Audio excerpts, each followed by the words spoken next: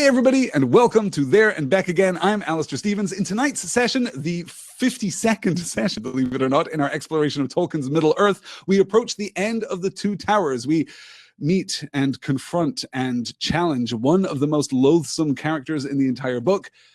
And we talk about stories with Samwise Gamgee, because I can't imagine a better way of passing an evening, to be perfectly honest. Tonight, chapters 8 and 9 of book The Stairs of Cirith Ungol and Shelob's Lair.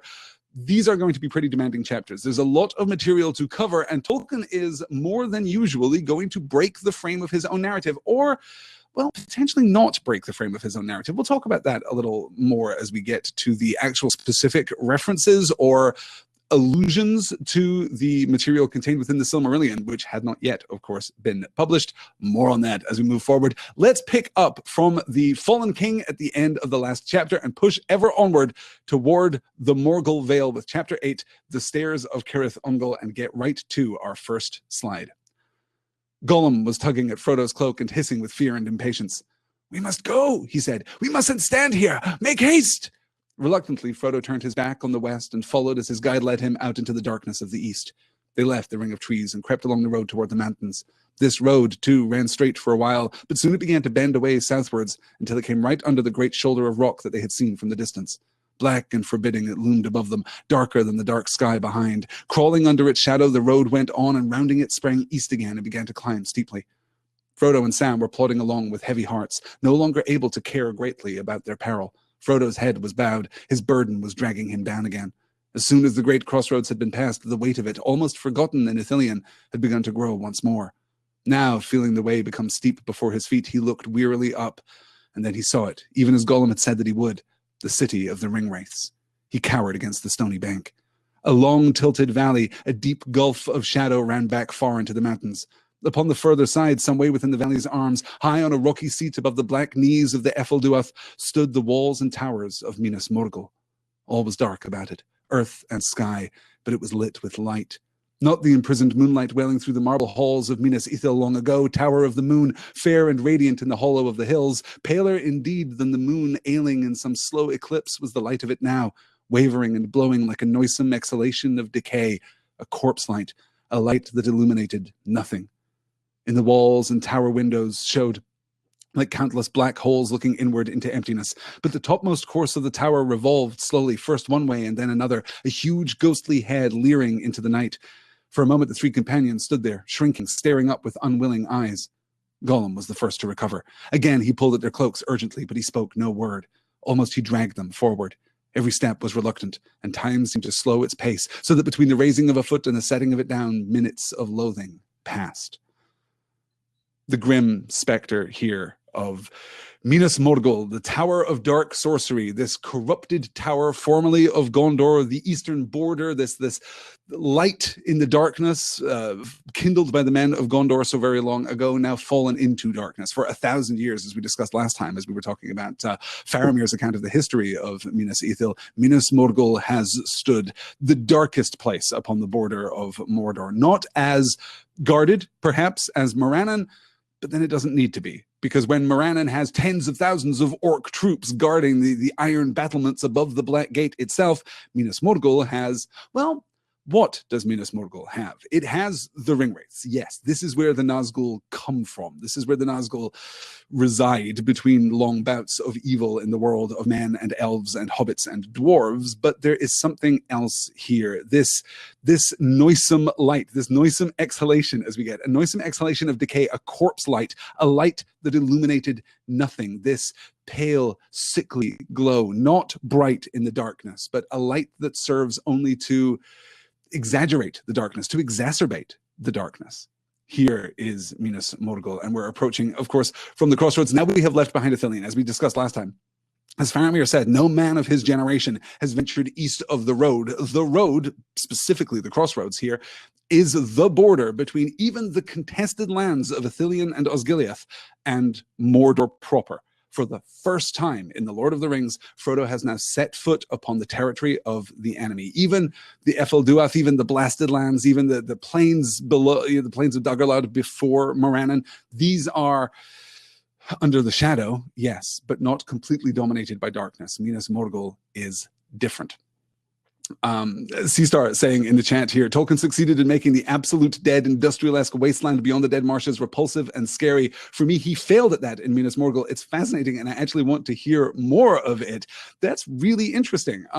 For me, this is every bit as effective. It's not obviously dead the way that the dead marshes are dead, or even the way that the plains of Dagorlad are dead. You know, it is not barren. It isn't even replete with that unwholesome life that we saw back in the dead marshes. This is something very different. There is a malice here, an active presence here, which is unlike those that we've seen before. This is, as I say, the heart, or at least approaching the heart of the enemy, and certainly the heart of one of the enemy's most faithful servants.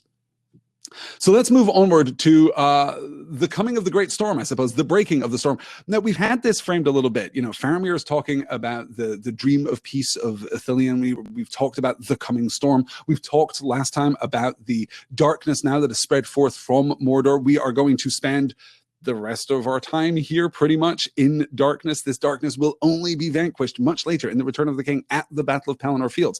That is going to be the moment at which the darkness is finally lifted, but the darkness has now come upon us. And the darkness is not an end unto itself. The darkness is an extension of Sauron's power in advance of, well, the host that rides forth.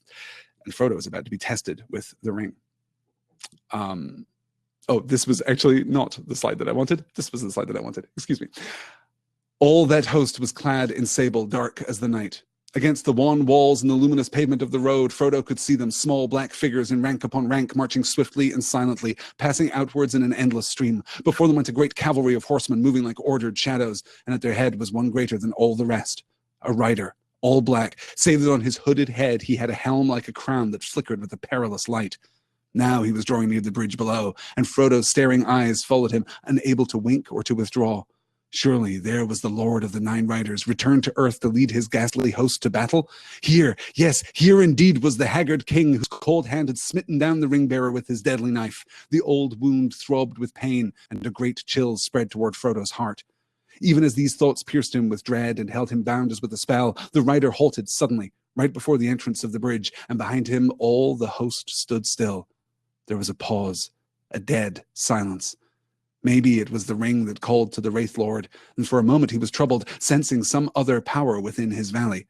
This way and that turned the dark head, helmed and crowned with fear, sweeping the shadows with its unseen eyes. Frodo waited, like a bird at the approach of a snake, unable to move. And as he waited, he felt more urgent than ever before the command that he should put on the ring. But great as the pressure was, he felt no inclination now to yield to it. He knew that the ring would only betray him, and that he had not, even if he put it on, the power to face the Morgul king. Not yet. There was no longer any answer to that command in his own will, dismayed by terror though it was, and he felt only the beating upon him of a great power from outside. It took his hand, and as Frodo watched with his mind, not willing it but in suspense, as if he looked on some old story far away, it moved the hand inch by inch toward the chain upon his neck. Then his own will stirred. Slowly it forced the hand back, and set it to find another thing, a thing lying hidden near his breast. Cold and hard it seemed as his grip closed on it, the phial of Galadriel, so long treasured and almost forgotten till that hour. As he touched it, for a while all thought of the ring was banished from his mind. He sighed and bent his head. At that moment, the Wraith King turned and spurred his horse and rode across the bridge, and all his dark host followed him. Maybe the elven hoods defied his unseen eyes and the mind of his small enemy being strengthened and turned aside his thought, but he was in haste. Already the hour had struck, and at his great master's bidding he must march with war into the west. Soon he had passed like a shadow into shadow down the winding road, and behind him still the black ranks crossed the bridge. So great an army had never issued from that vale since the days of Isildur's might. No host so fell and strong in arms had yet assailed the fords of Anduin, and yet it was but one and not the greatest of the hosts that Mordor now set forth.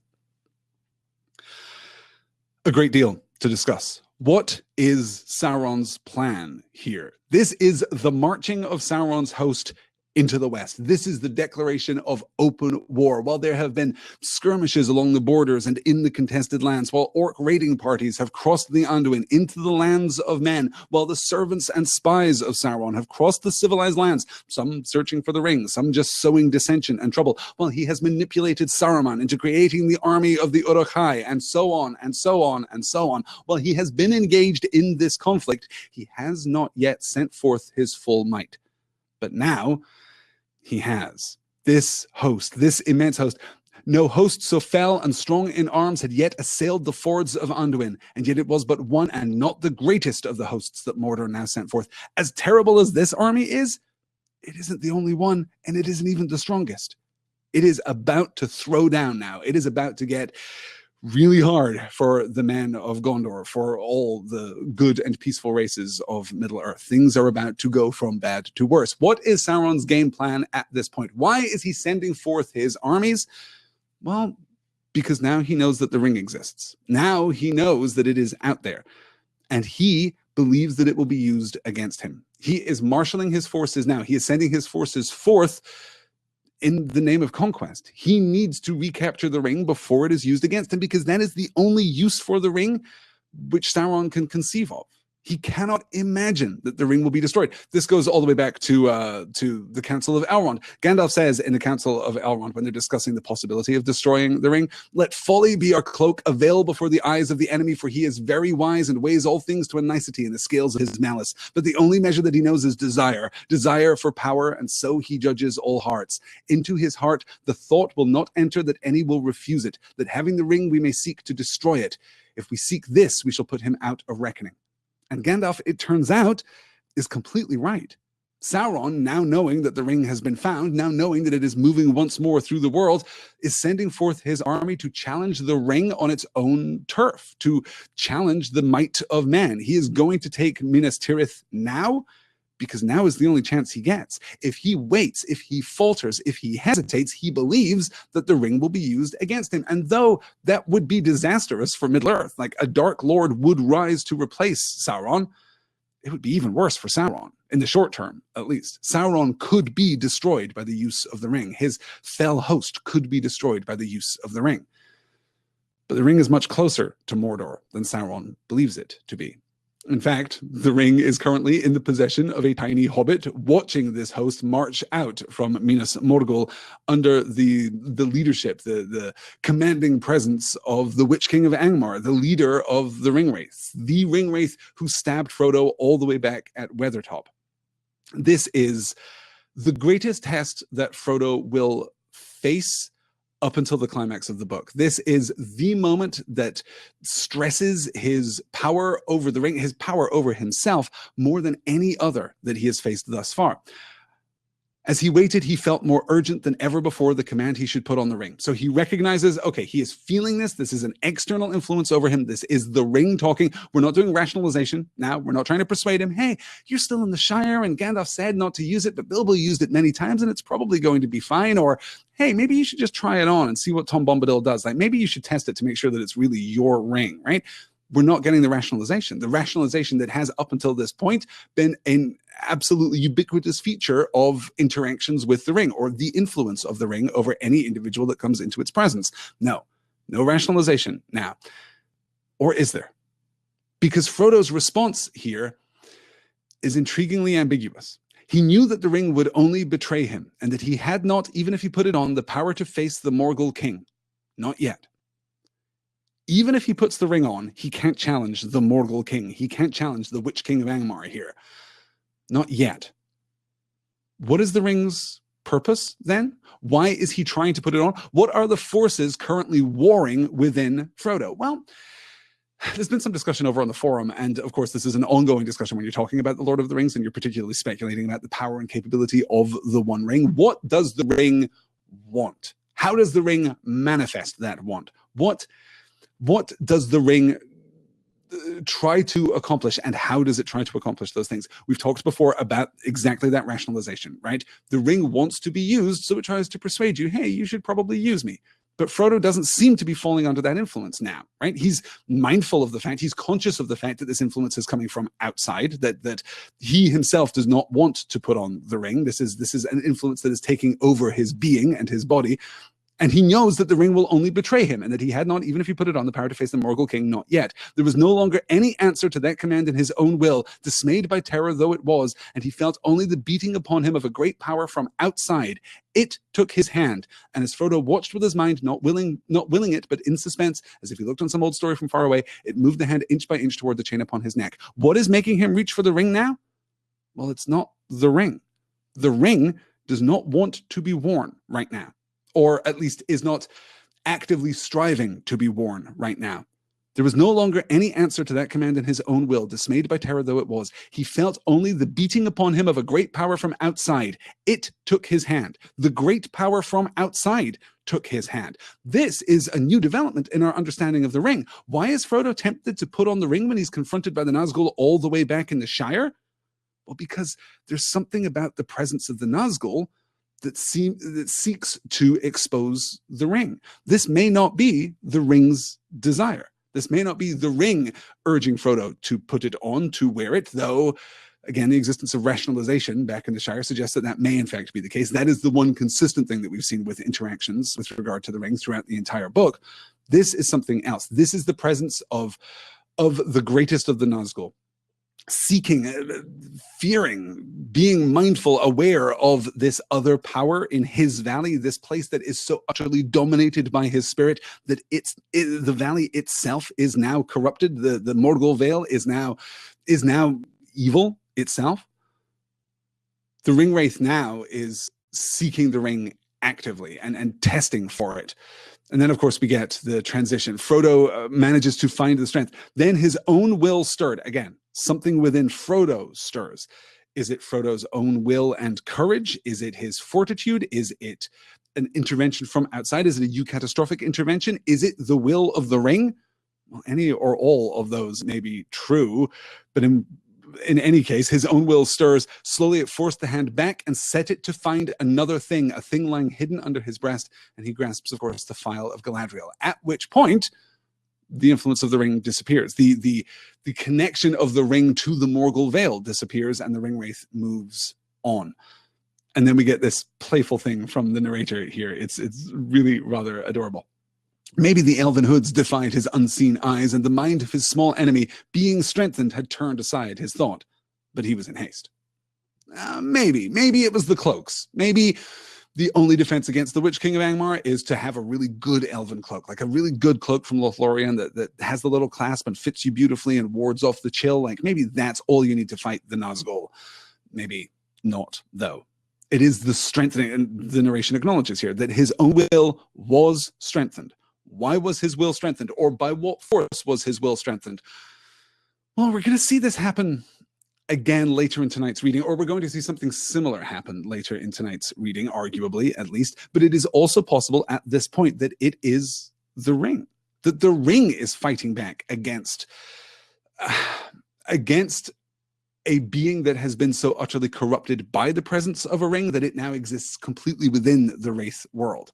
The ring may want to stay with Frodo at this point, and we can be absolutely sure that if that is the case, nothing good is going to come. Let's look at Frodo's conclusion here. Let me see. Got lots of questions popping up in the chat here. This is excellent. Yes, okay. I think maybe we'll run through the questions right at the end of tonight's session. Yes, good. Nikki says, also, that part of Frodo that holds on to good knew to reach for the phial of Galadriel. What could be more powerful than defying the call of the Nazgul than that? Yes, right? The power of the phial containing the light of Eärendil, right? This is an enormously powerful artifact in the warding off of evil, as we'll see later. Not just the influence of the Nazgul, not just even the influence of the ring, but also ultimately Shelob too. But I'm concerned about Frodo's will, or I'm curious, I suppose, about Frodo's will. He has no strength left in him to contest the power that is beating upon him from outside. Some power takes over his body and moves his hand toward the ring. He is compelled to seize and presumably wear the ring and then be revealed so that he can be slain and the ring can be taken. Presumably that is how that is going to play out.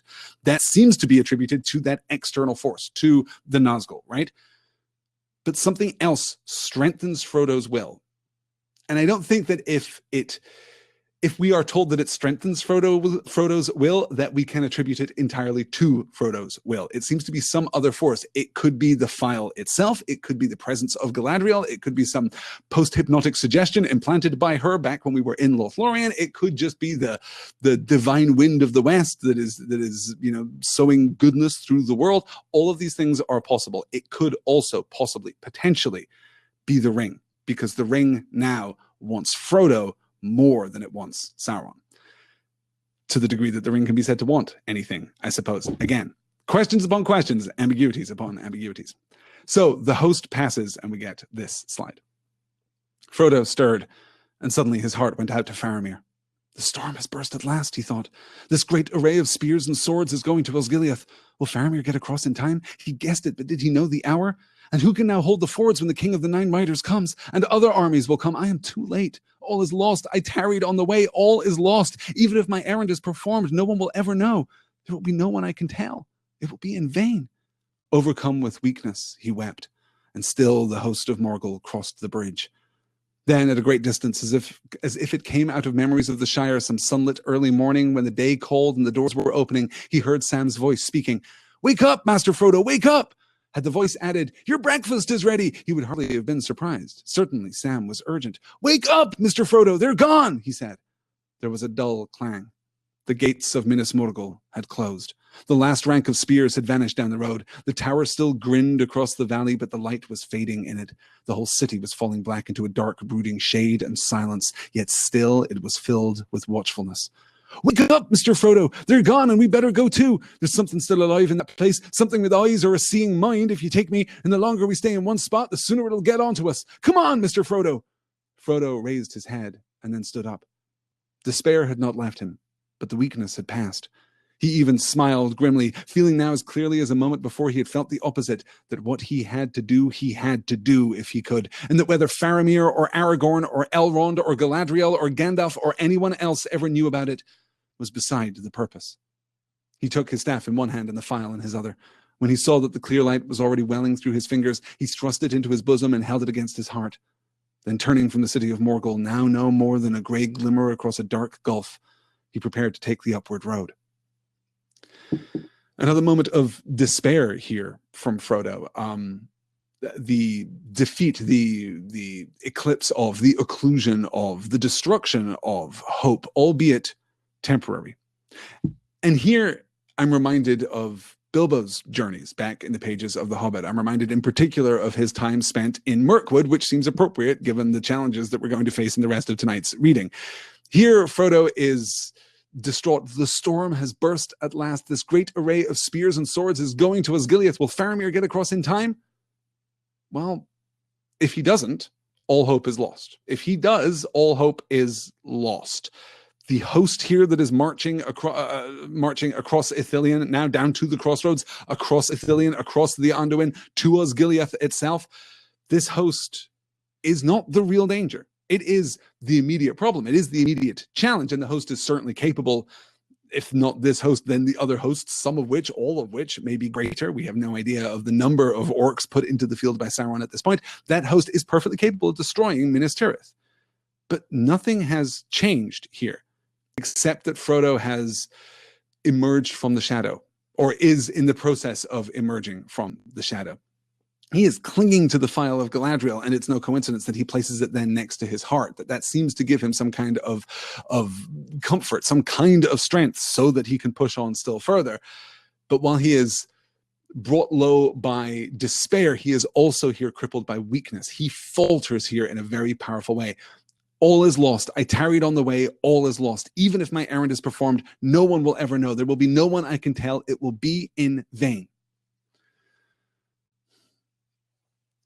If Frodo accomplishes his task, then it will by definition not be in vain. If the entirety of Middle-earth has fallen under the shadow of Sauron and Frodo then accomplishes his task, he will still have accomplished his task. He hasn't tarried. He hasn't taken too long to fulfill this. He set forth at the appointed hour, and he has taken every right action on the way. He has, of course, been diverted from Morannon down into Ithilien. He has spent that time with Faramir. He has crossed the crossroads. He is now coming up to Cirith Ungol, but he is still pursuing the quest. And the unleashing of the host of Mordor does not mean that it is too late. Frodo here, though, is focused on who he can tell. At least, what I find most fascinating about this is the inversion, right? When he is redeemed, when he is awoken, when he is returned to a certain measure of life and vitality by the words of Samwise Gamgee and this memory of the Shire, right? Then at a great distance, as if it came out of memories of the Shire, some sunlit early morning when the day called and the doors were opening, he heard Sam's voice speaking, "Wake up, Mr. Frodo, wake up." Had the voice added, "Your breakfast is ready," he would hardly have been surprised. Certainly Sam was urgent. Like, nice. Excellent. What a beautiful evocation of Frodo's time back at Bag End, back in the safety and the comfort of the Shire and the simplicity of an earlier time, right? So Frodo falls into darkness and is roused from darkness by the memory of the Shire in much the same way as Bilbo was back in Mirkwood, by his memories of bacon and the kettle whistling and all of those good Bag End memories that we all now presumably share in times of adversity. We all now just think of Bag End and bacon and the kettle and all these good things and the hobbity comfort, right? I know that I do, at least. So Frodo falls into darkness, then is roused by this memory of the Shire, by the words of Sam, and comes back to a kind of grim determination. Like, he still feels the despair, he just no longer feels weak. He doesn't believe that he's going to succeed. Despair, the absence of hope, as Gandalf has told us. He doesn't believe that he is going to succeed. He doesn't believe that there is any hope, but he has now some measure of strength so that he can push on. What is the reflective point? What is the symmetry here around his reawakening, on either side of his reawakening? Well, it's the specific ability to tell people what he has accomplished. Other armies will come. I am too late. All is lost. I tarried on the way. All is lost. Even if my errand is performed, no one will ever know. There will be no one I can tell. It will be in vain. What would be the purpose of telling people, Frodo? What would be the virtue and the value of telling your story? Like, even if my errand is performed, no one will ever know. Okay, by implication, because everyone will be dead. Okay, fair enough. There will be no one I can tell. It will be in vain. These two thoughts seemingly connected. And then when he is roused once more, we get this different perspective. He even smiled grimly, feeling now as clearly as a moment before he had felt the opposite, that what he had to do if he could. And that whether Faramir or Aragorn or Elrond or Galadriel or Gandalf or anyone else ever knew about it was beside the purpose. Is Frodo thinking about heroism? Is Frodo thinking about fame? Is Frodo thinking about glory? Is he, in that moment, under the shadow of the ring, responding to the assault by the Nazgul here, by the Witch King of Angmar himself? Responding to this assault, the ring urges him not to seize the ring, but to seize rather the phial of Galadriel. "No, Frodo," says the ring, "I'm not done with you yet. There are great things ahead for you. Corrupting a hobbit, that is a sweet treat. That is a tasty prize, let me tell you. We are so close now. We are on the path. This is very, very good." Is this the echo that Frodo is feeling here as he despairs? Oh, everything is in rack and ruin. I took too long. I have failed in my task. I won't be able to tell everyone how awesome I am and the amazing thing that I did to save the world. I'm never going to be celebrated as a hero now. And that's the point of reflection that we get after he is reawoken by Sam. Yeah. Lynette saying, "I'm afraid to say this here, gulps, but sometimes my sympathy for Gollum gets me angry at Sam for being mean to him. I mean, I get it, and Sam is just awful to him all the damn time. He's like the proof of all the bad things Gollum thinks about him and vice versa." Okay, don't hate me, y'all. You know what? We're going to talk about that in just a little bit, because I reread a letter from Professor Tolkien written in 1963 where he talks a little about Sam. We'll get to all of that in just a moment here. Okay. So that takes us through to the the climbing up of Cirith Ungol, and just some great landscape descriptions here. The descriptions that we get in this week's reading are so good. They're just extraordinarily powerful. The passage seemed to go on for miles, and always the chill air flowed over them, rising as they went on to a bitter wind. The mountains seemed to be trying with their deadly breath to daunt them, to turn them back from the secrets of the high places, or to blow them away into the darkness behind. They only knew that they had come to the end when suddenly they felt no wall at their right hand. They could see very little. Great black shapeless masses and deep grey shadows loomed above them and about them, and now and again a dull red light flickered up under the lowering clouds. And for a moment they were all aware of tall peaks in front and on either side, like pillars holding up a vast sagging roof. They seemed to have climbed up many hundreds of feet onto a wide shelf. A cliff was on their left and a chasm on their right. Gollum led the way close under the cliff. For the present, they were no longer climbing, but the ground was now more broken and dangerous in the dark, and there were blocks and lumps of fallen stone in the way. Their going was slow and cautious. How many hours had passed since they had entered the Morgul Vale, neither Sam nor Frodo could any longer guess. The night seemed endless. At length, they were once more aware of a wall looming up, and once more a stairway opened before them. Again they halted, and again they began to climb. It was a long and weary ascent, but this stairway did not delve into the mountainside. Here the huge cliff face sloped backward, and the path like a snake wound to and fro across it. At one point it crawled sideways right to the edge of a dark chasm, and Frodo, glancing down, saw below him in a vast deep pit the great ravine at the head of the Morgul Valley. Down in its depths glimmered like a glowworm thread the wraith road from the dead city to the nameless pass. He turned hastily away.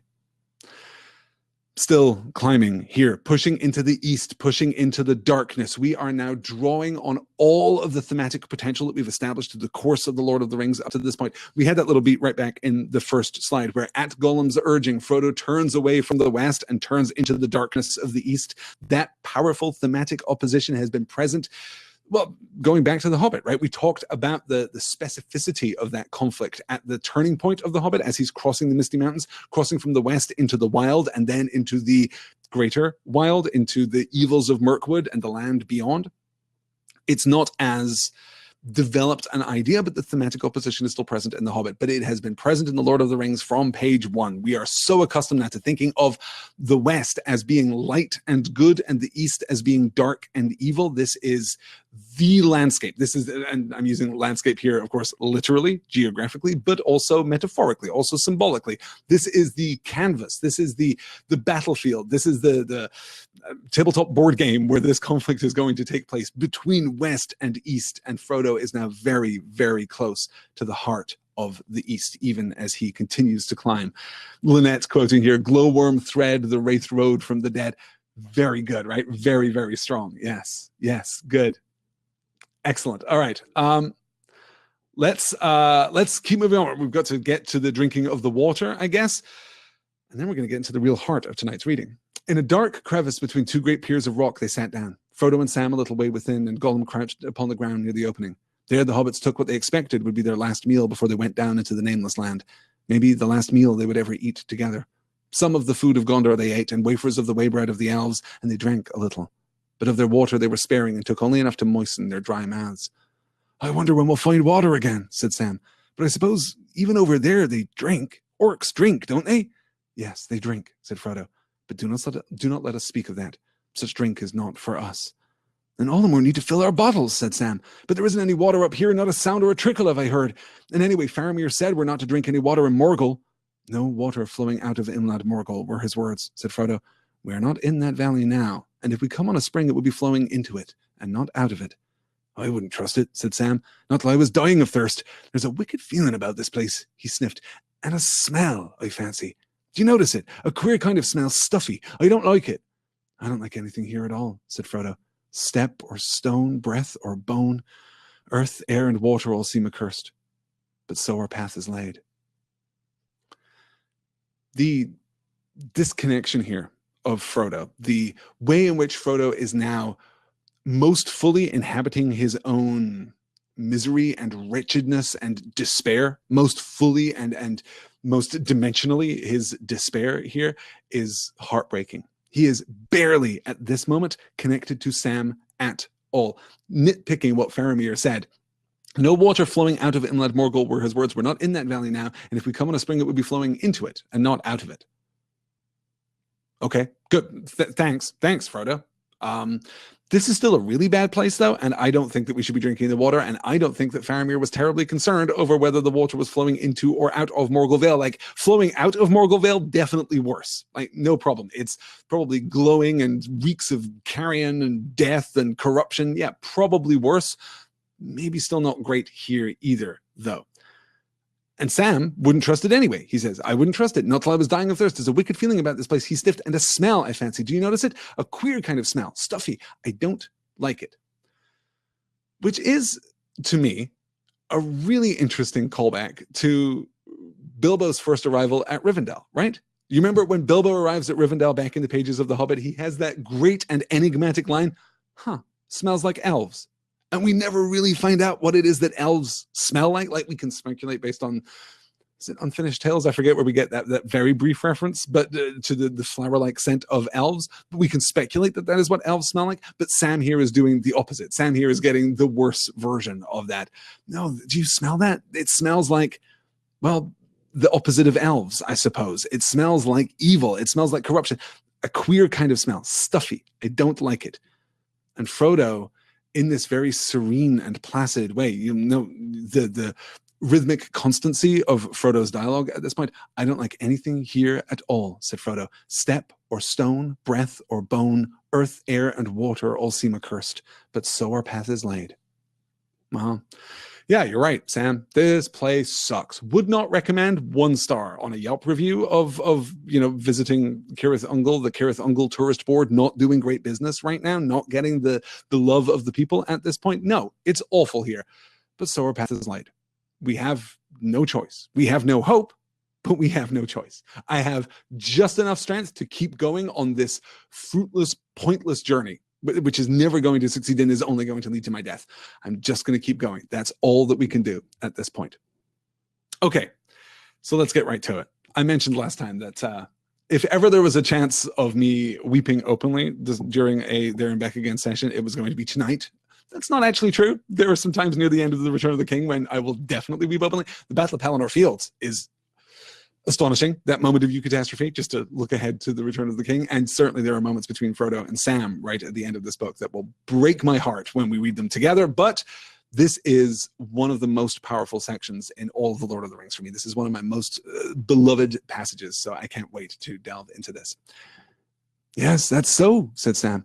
And we shouldn't be here at all if we'd known more about it before we started. But I suppose it's often that way. The brave things and the old tales and songs, Mr. Frodo.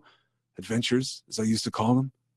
I used to think that they were things the wonderful folk of the stories went out and looked for because they wanted them, because they were exciting and life was a bit dull, a kind of sport, as you might say. But that's not the way of it with the tales that really mattered, or the ones that stay in the mind. Folk seem to have just landed in them, usually. Their paths were laid that way, as you put it. But I expect they had lots of chances, like us, of turning back. Only they didn't.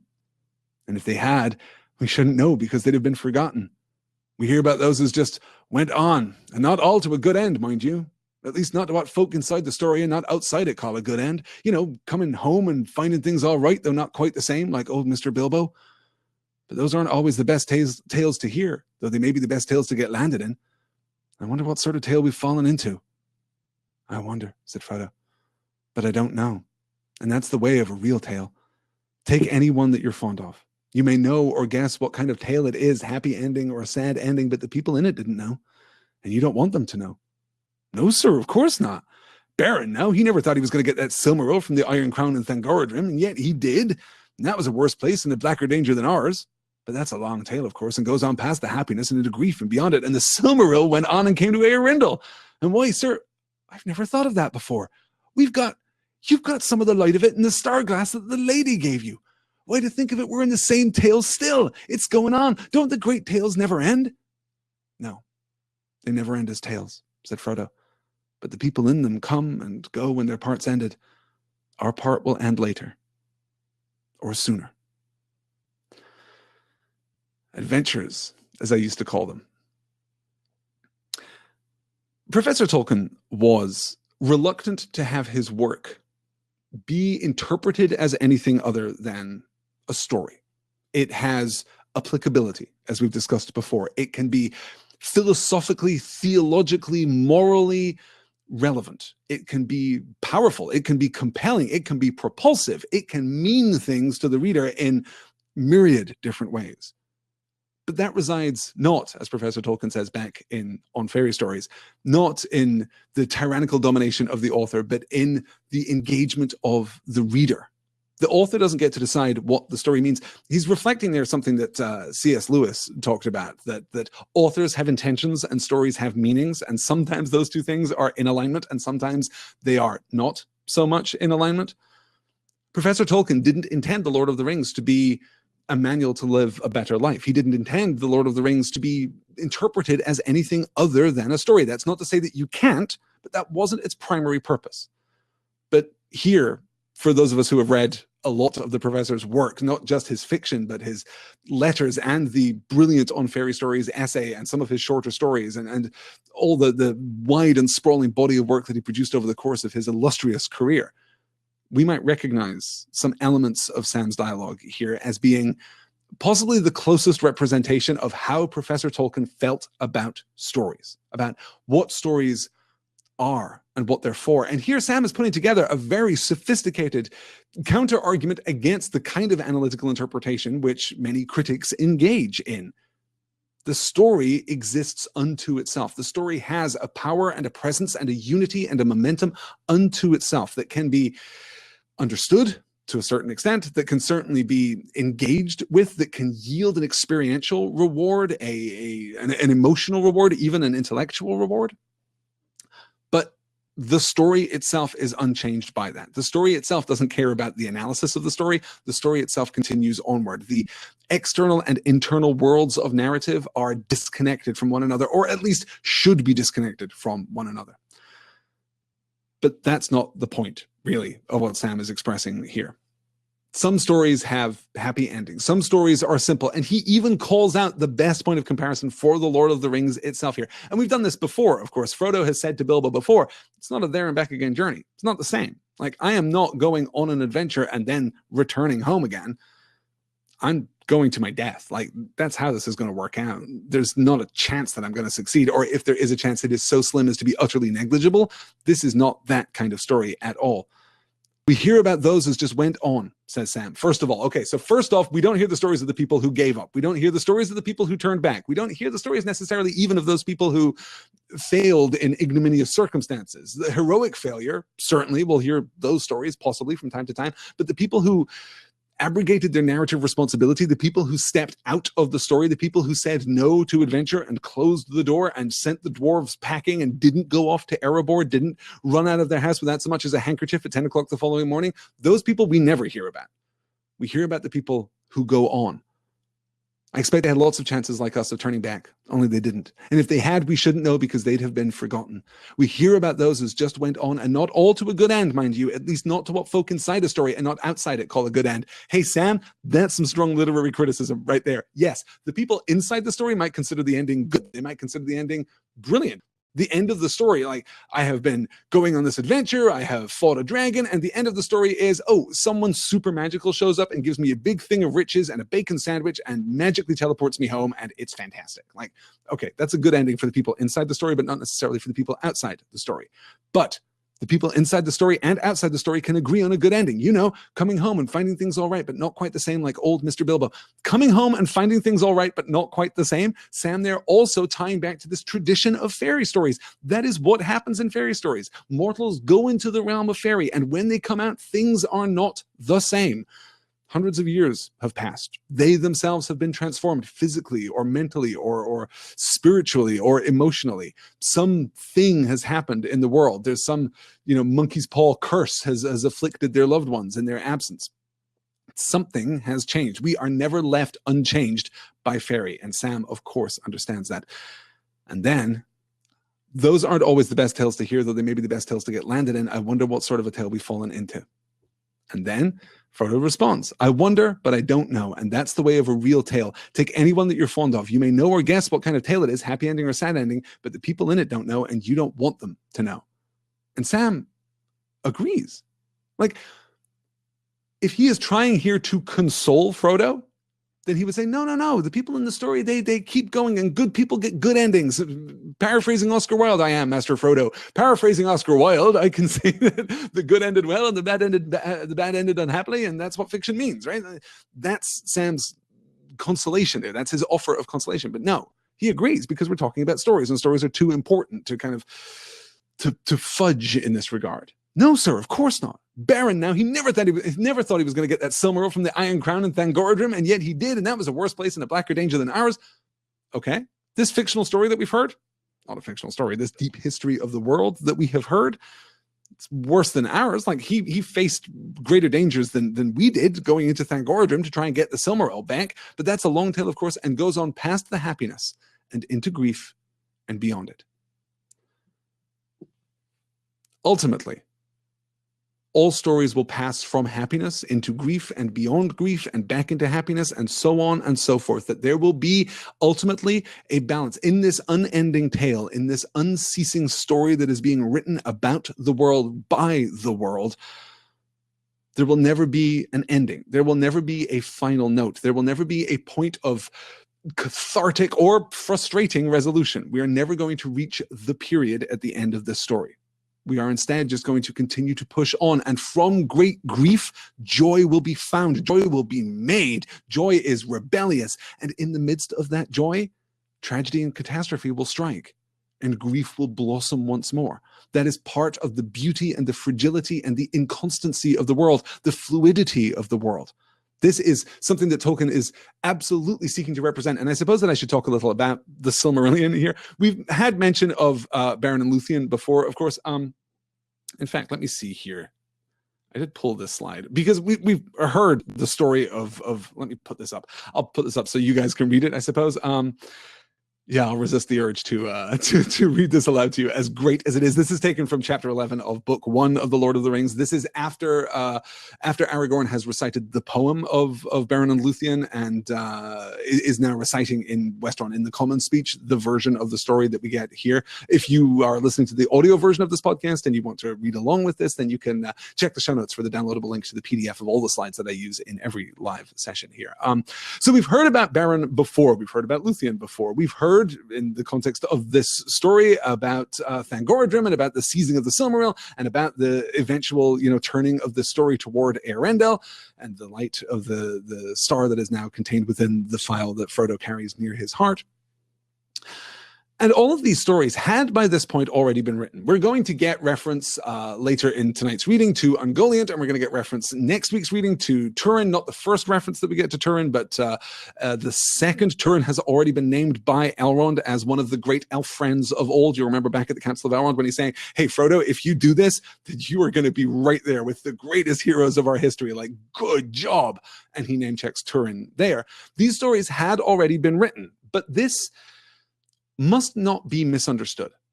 It is very tempting to read The Lord of the Rings in a modern context and to look at these references as being Easter eggs, as being playful winks. This is Tolkien giving the reader finger guns here. Hey, you read the Silmarillion, you know what's up, you know what's happening. But when The Lord of the Rings was published, the number of people in the entire world who had read the Silmarillion was, well, certainly less than 10, possibly even less than 5. Tolkien's publishers at Allen and Unwin had read the Silmarillion and sadly rejected it. Christopher Tolkien had read the Silmarillion. C.S. Lewis had read the Silmarillion, but very few people had read even a significant part of the stories that Tolkien had produced. Now, they were all in his mind. This is a part of the narrative continuum that Tolkien is establishing at this point in his career, but this is not a playful reference. This is not an MCU-style Easter egg here for the reader.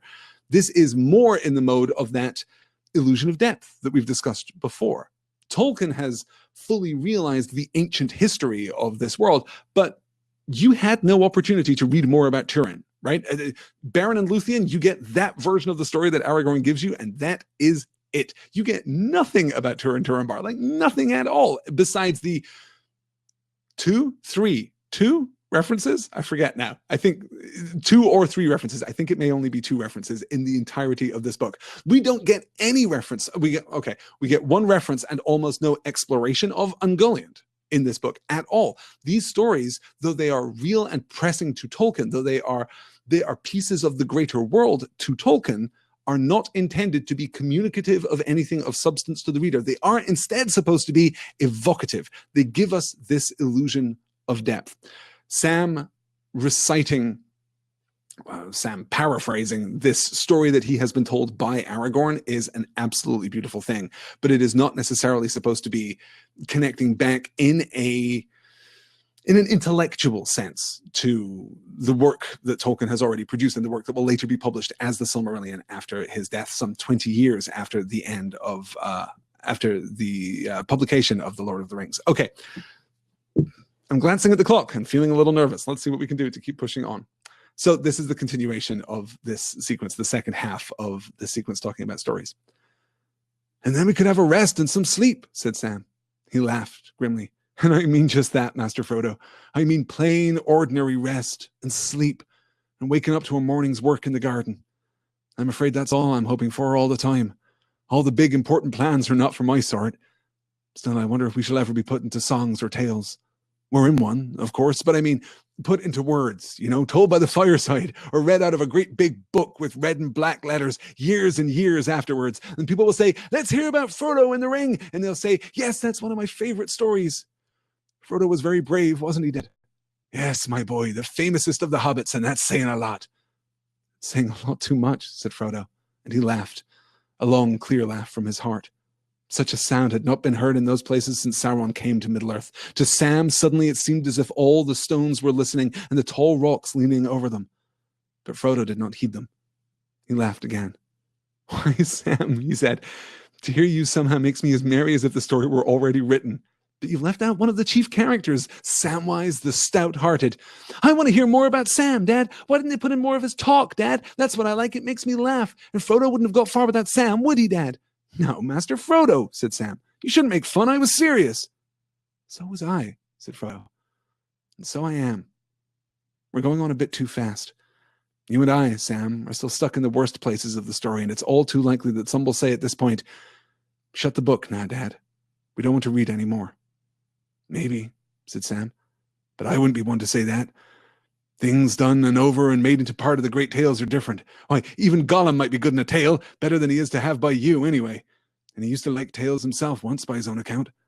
I wonder if he thinks he's the hero or the villain.'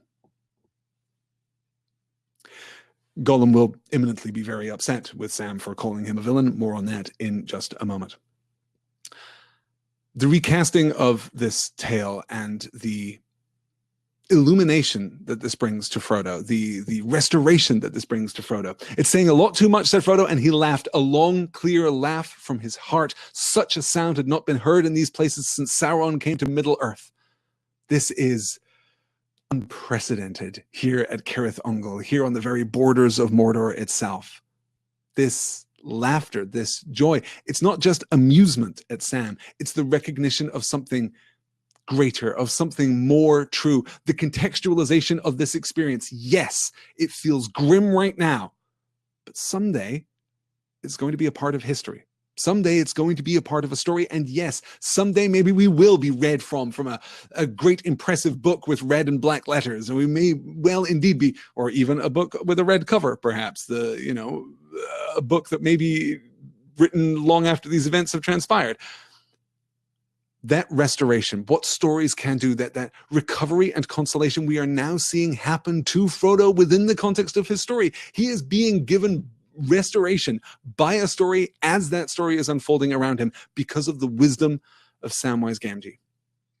It's exceptional. And of course, utterly, utterly touching. Let's hear about Frodo and the Ring. And they'll say, yes, that's one of my favorite stories. Frodo was very brave, wasn't he, Dad? You'll note there too, Sam's commitment to his narrative art, referring to Frodo as just Frodo, because that's what the people who are reading this magical book will, it's not magical in the magical sense, but magical in the mythic, transportive, brilliant, narrative is awesome sense.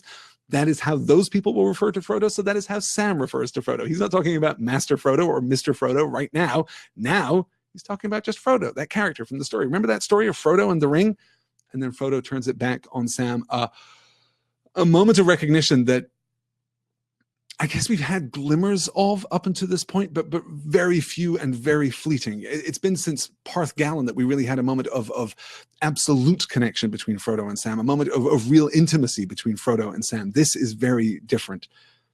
But Frodo did not heed them. He laughed again. "Why, Sam," he said, "to hear you somehow makes me as merry as if the story were already written, but you've left out one of the chief characters, Samwise the stout-hearted.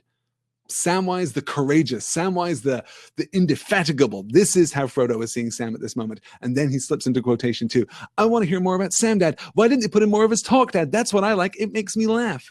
Hey, Sam, your dialogue is pretty awesome and pretty amusing, by the way. And the kids are going to love it. Trust me on this. And Frodo wouldn't have gotten far without Sam, would he, Dad? Of course, he wouldn't. Frodo would not have gotten very far without Sam at all. "Now, Mr. Frodo," said Sam, "you shouldn't make fun. I was serious. So was I, and so I am." It's a beautiful moment of intimacy, a moment of profound connection between these two men who have endured these two. I'm going to be corrected by Pippin at the beginning of Return of the King. Not men, absolutely not men, hobbits, very clearly. These two hobbits, these two characters, these two individuals who have endured so much and still have so much yet to endure. And then, of course, Gollum. I wonder if he thinks he's the hero or the villain. Well, let's take a look right at the end of this chapter and a different perspective on Samwise Gamgee. "And so Gollum found them hours later when he returned, crawling and creeping down the path out of the gloom ahead. Sam sat propped against the stone, his head dropping sideways and his breathing heavy. In his lap lay Frodo's head, drowned deep in sleep. Upon his white forehead lay one of Sam's brown hands, and the other lay softly upon his master's breast. Peace was in both their faces. Gollum looked at them. A strange expression passed over his lean, hungry face. The gleam faded from his eyes, and they went dim and grey, old and tired. A spasm of pain seemed to twist him, and he turned away, peering back up toward the pass, shaking his head as if engaged in some interior debate. Then he came back, and slowly putting out a trembling hand, very cautiously he touched Frodo's knee. But almost the touch was a caress. For a fleeting moment, could one of the sleepers have seen him, they would have thought that they beheld an old, weary hobbit, shrunken by the years that had carried him far beyond his time, beyond friends and kin and the fields and streams of youth, an old, starved, pitiable thing. But at that touch, Frodo stirred and cried out softly in his sleep, and immediately Sam was wide awake. The first thing he saw was Gollum, pawing at Master, as he thought. "Hey, you!" he said roughly. "What are you up to?" Nothing, said Gollum softly. "Nice, Master." "I dare say," said Sam. "But where have you been to, sneaking off and sneaking back, you old villain?" Gollum withdrew himself, and a green glint flickered under his heavy lids. Almost spider-like he looked now, crouched back on his bent limbs with his protruding eyes. The fleeting moment had passed beyond recall. Sneaking, he hissed. "Hobbits always so polite. Yes, oh, nice hobbits. Smeagol brings them secret ways that nobody else could find. Tired he is, thirsty he is, yes, thirsty. And he guides them, and he searches for paths, and they say, 'Sneak, sneak. Very nice, friends. Oh, yes, my precious, very nice.'" Sam felt a bit remorseful, though not more trustful. "Sorry," he said. "I'm sorry, but you startled me out of my sleep. And I shouldn't have been sleeping, and that made me a bit sharp. But Mr. Frodo, he's that tired, I asked him to have a wink, and, well, that's how it is. Sorry, but where have you been to?" "Sneaking," said Gollum, and the green glint did not leave his eyes.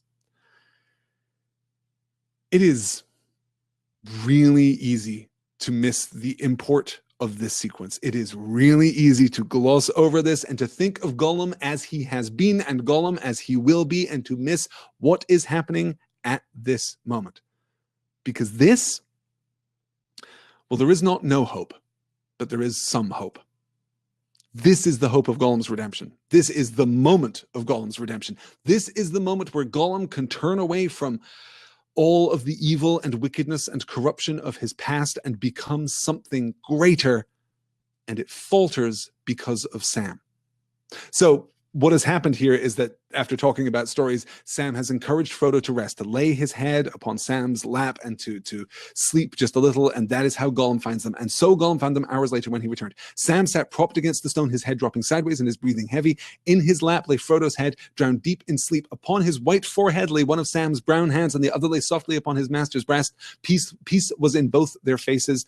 The opposition there of white and brown, indicative of the difference in social class between Frodo and Sam, but also indicative of the wound that has afflicted Frodo, the burden that has afflicted Frodo, that he is becoming now pale. He is becoming now less and less vibrant, less and less the hobbit that he was, and something more ethereal, something more disconnected from the living landscape around him. Well, the living landscape that was around him, at least back in Ithilien.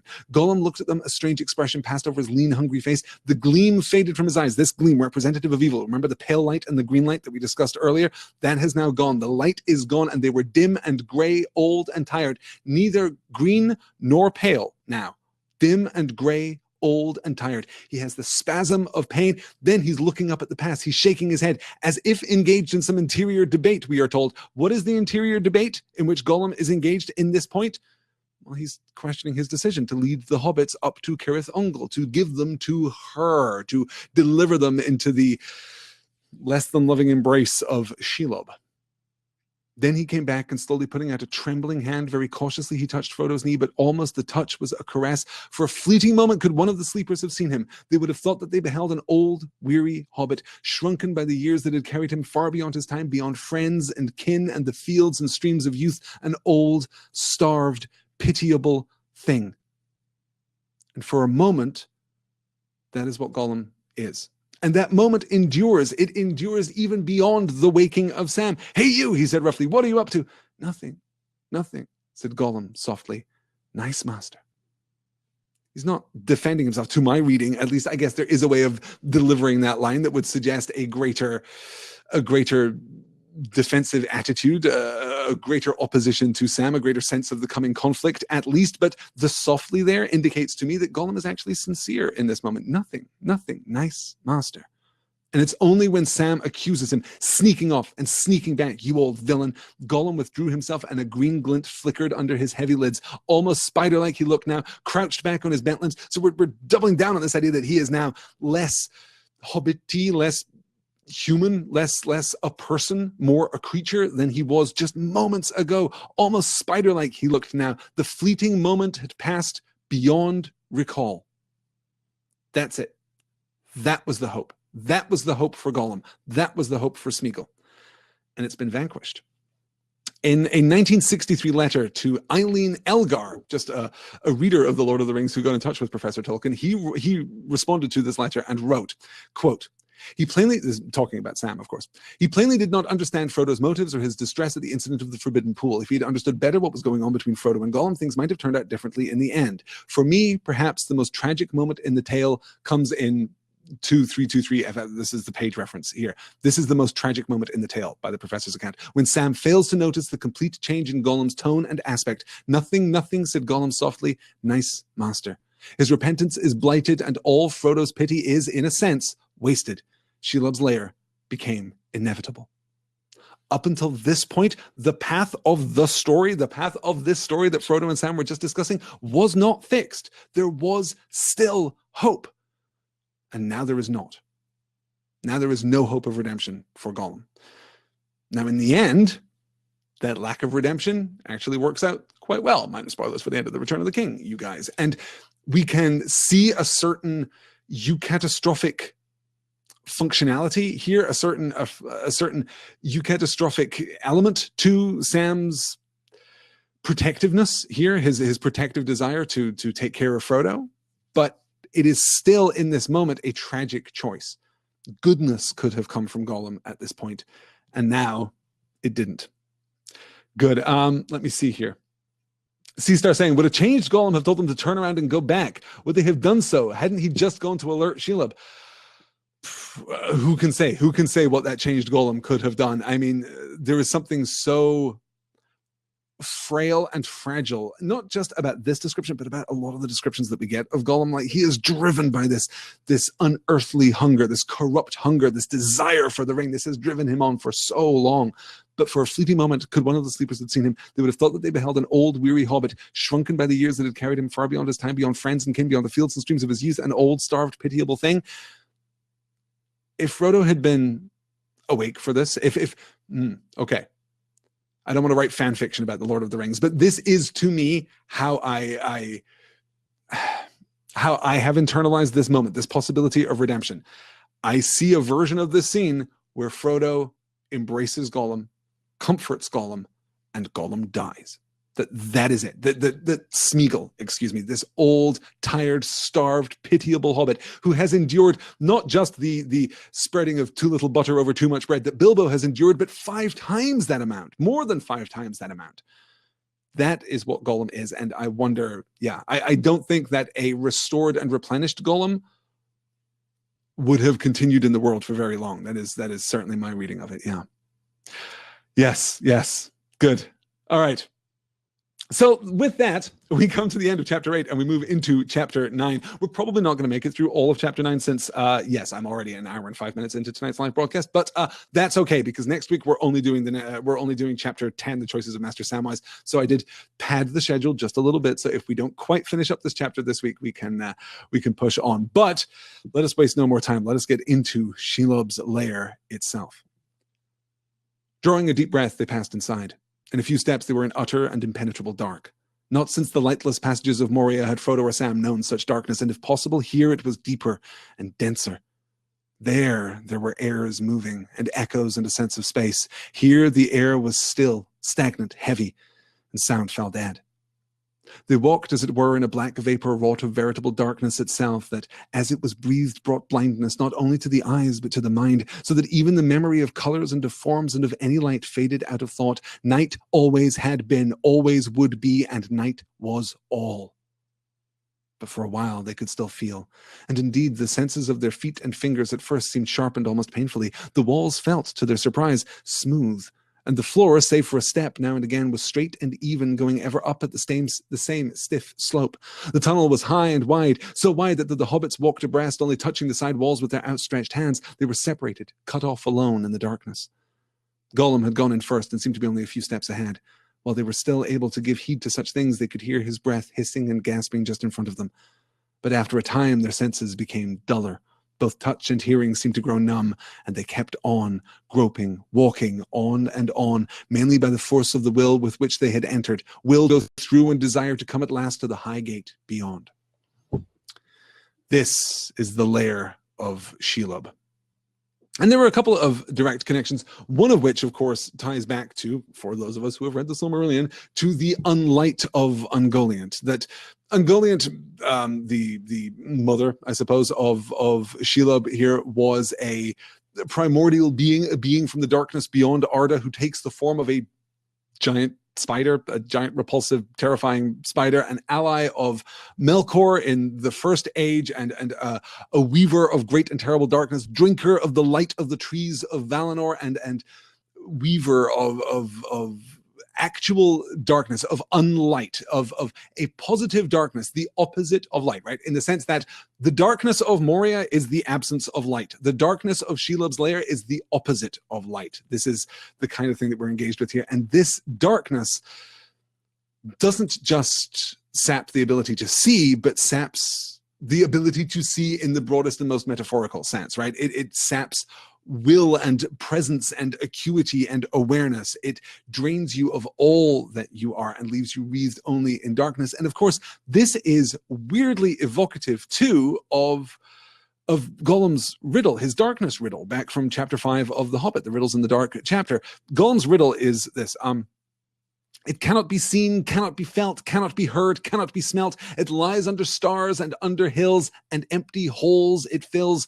It comes first and follows after, ends life and kills laughter. The answer to which is dark, or darkness.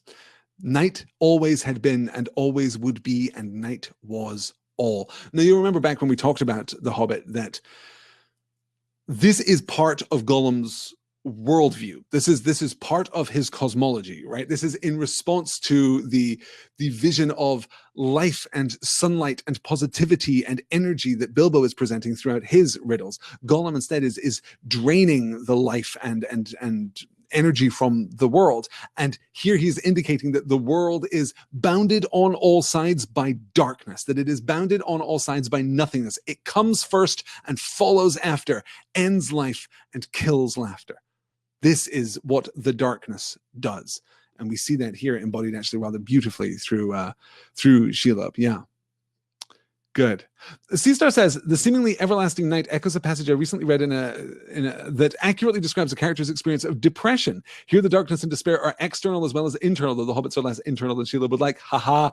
Good pun. I like that. Yes, ultimately the hobbits will be, if Shelob's plan works out, if Gollum's plan works out, actually pretty internalized for Shelob herself. But yes, that this connection between darkness and despair. And as I said right back at the beginning of tonight's session, this is of course a primary thematic conflict at the heart of the Lord of the Rings, at the heart of Tolkien's, God, not just his secondary creation, not just his fictional world, but his conception of the real world, right? This is a part of Tolkien's theology. Light and hope versus darkness and despair. Good versus evil. This is like the opposition. This is the conflict that drives the world forward in the truest sense, and also, of course, informs, is distilled, is heightened, is made somewhat more hyperbolic in his secondary creation, but is still functionally true, still has that same kind of metaphorical utility to it. So yes, we get yes, good. We get here the let's move ahead. I do want to get a few more slides ahead, and this is a long one as we get the actual confrontation. And we get Sam channeling his best Admiral Akbar here at the beginning of the slide. "It's a trap," said Sam, and he laid his hand upon the hilt of his sword, and as he did so, he thought of the darkness and the barrow whence it came.